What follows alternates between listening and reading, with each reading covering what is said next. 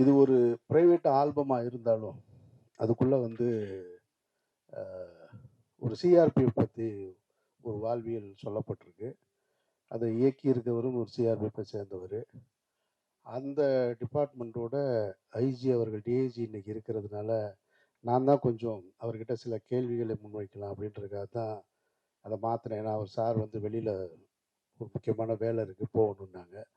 So அதனால் கொஞ்சம் மாற்றிருக்கு, schedule மாற்றிருக்கு. யாரும் குழப்பமாயிடாதீங்க. முதல்ல இந்த நிகழ்ச்சி தாமதமானதுக்கு நான் ஒரு காரணம். அதுக்கு நான் உங்ககிட்ட என்னுடைய வருத்தத்தை மன்னிப்பையும் கேட்டுக்கிறேன். காரணம், நான் திருவள்ளூரில் ஷூட்டிங்கில் இருந்து நேரடியாக வந்துட்டேன்.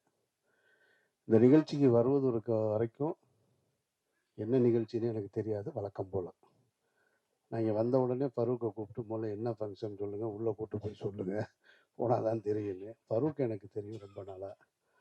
அதான் ஃபரூக் சொன்னார், இல்லை இந்த மாதிரி ஒரு மியூசிக் ஆல்பம் ஒன்று பண்ணுறோம், கம்பெனி ஸ்டார்ட் பண்ணுறோம், அதோட ஃபஸ்ட்டு வீடியோவும் பண்ணுறோம் அப்படின்னாரு. சரி ஓகேன்னு வந்து பார்த்தா, நான் சரி ஏதாவது பாப்புலராக ஏதாவது சாங் அது இதுன்னு மாடர்னாக இருக்கும், பாப் சாங்கு அல்லது ஒரு நேட்டிவிட்டியாக இருக்கும்னு பார்த்தேன்.